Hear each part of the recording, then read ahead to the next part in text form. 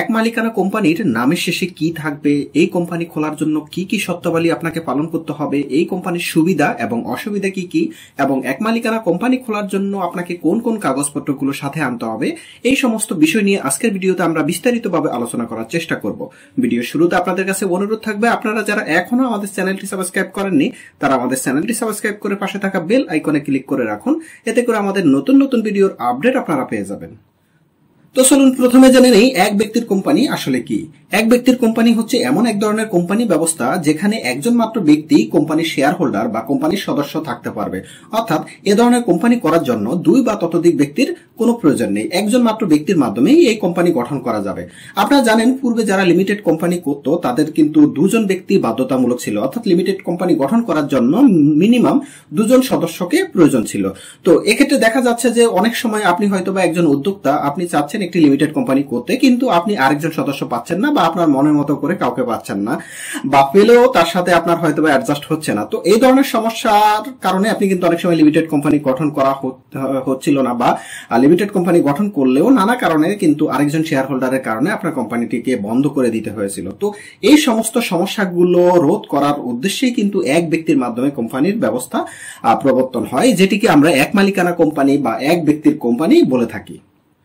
তো চলুন এরপরে জেনে নেওয়া যাক এক ব্যক্তির কোম্পানির নামের শেষে কি থাকবে। এই বিষয়টি নিয়ে কিন্তু আপনাদের সবার মনেই একটু কৌতূহল থাকে যে এক ব্যক্তির কোম্পানির নামের শেষে কি রকম থাকবে। আপনারা জানেন, আপনারা যারা কোম্পানি আইনে নিবন্ধন করেন তাদের নামের শেষে কিন্তু কোম্পানির নামের শেষে একটি লিমিটেড বা এলটিডি শব্দ থাকে। আর আমরা বাংলাদেশে কিন্তু এলটিডি বা লিমিটেড দেখেই অভ্যস্ত যে কোনো কোম্পানির নামের শেষে লিমিটেড থাকবে, এটা আমরা ধরে নিই।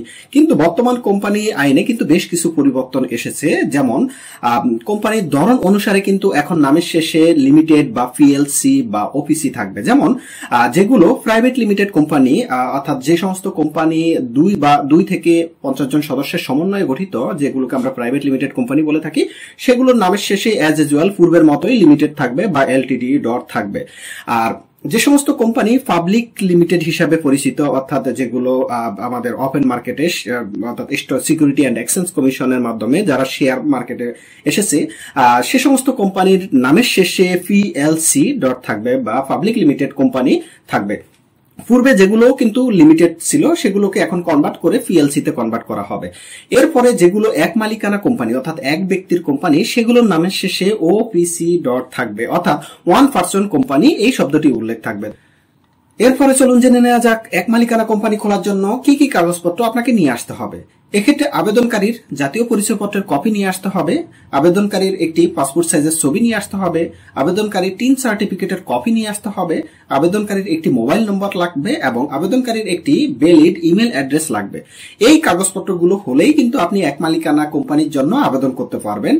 অনেকেই জানতে চায় যে ট্রেড লাইসেন্সের কপি লাগবে কিনা। না, এক মালিকানা কোম্পানি খোলার জন্য আপনাকে ট্রেড লাইসেন্সের কপি লাগবে না। আপনি প্রথমে লিমিটেড কোম্পানি করবেন, তারপরে এই নামেই আপনাকে ট্রেড লাইসেন্স করতে হবে। সুতরাং এই কাগজপত্রগুলো হলেই কিন্তু আপনি একক মালিকানায় কোম্পানি করতে পারবেন। এরপর চলুন জেনে নেওয়া যাক এক ব্যক্তির কোম্পানি বা একক মালিকানা কোম্পানির সবচাইতে বড় সুবিধা কি। এক ব্যক্তির কোম্পানির প্রথম যে সুবিধাটি সেটি হচ্ছে একক ব্যক্তির মাধ্যমেই কিন্তু এই কোম্পানিটি গঠন করা যাবে। এক ব্যক্তির কোম্পানির দ্বিতীয় এবং সবচাইতে গুরুত্বপূর্ণ যে সুবিধাটি আপনারা ভোগ করবেন সেটি হচ্ছে এক ব্যক্তির কোম্পানির মেমোরেন্ডামে আপনারা যে কোনো একজন মনোনীত ব্যক্তি বা নমিনির নাম উল্লেখ করতে পারবেন, যিনি আপনার মৃত্যুর পর বা আপনি কোনো কারণে যদি কোম্পানি পরিচালনায় অযোগ্য হন বা অসমর্থ হন, সেক্ষেত্রে ওই মনোনীত ব্যক্তি বা নমিনি এই কোম্পানির মালিক হিসেবে গণ্য হবে।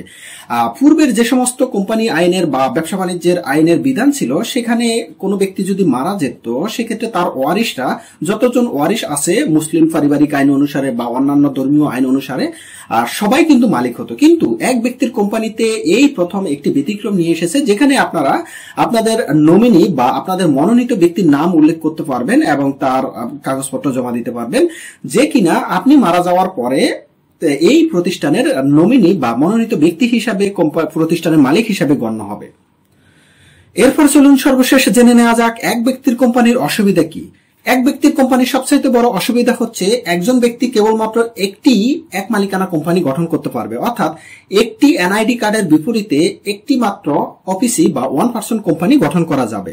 এক্ষেত্রে আপনাদের অনেকের প্রশ্ন যে আপনি তো একটি এনআইডি কার্ডের বিপরীতে একটি অফিসি বা ওয়ান পারসন কোম্পানি গঠন করলেন, কিন্তু আপনি কি অন্যান্য প্রাইভেট লিমিটেড কোম্পানির সদস্য হতে পারবেন কিনা বা পাবলিক লিমিটেড কোম্পানির সদস্য হতে পারবেন কিনা, এক্ষেত্রে কিন্তু কোনো বাধা নেই। আপনি মনে করুন আপনি আপনার এনআইডি কার্ডের বিপরীতে একটি 1% কোম্পানি গঠন করলেন, আপনি কিন্তু আর একাধিক অফিসে গঠন করতে পারছেন না, কিন্তু আপনি অন্যান্য private limited company share hold করতে পারবেন। এক্ষেত্রে আপনি চাইলে ফার্স্টটি প্রাইভেট লিমিটেড কোম্পানিরও শেয়ার হোল্ড করতে পারবেন যদি আপনার একটি অফিসই থাকে, বা আপনি অন্যান্য পাবলিক লিমিটেড কোম্পানিরও শেয়ার হোল্ড করতে পারবেন।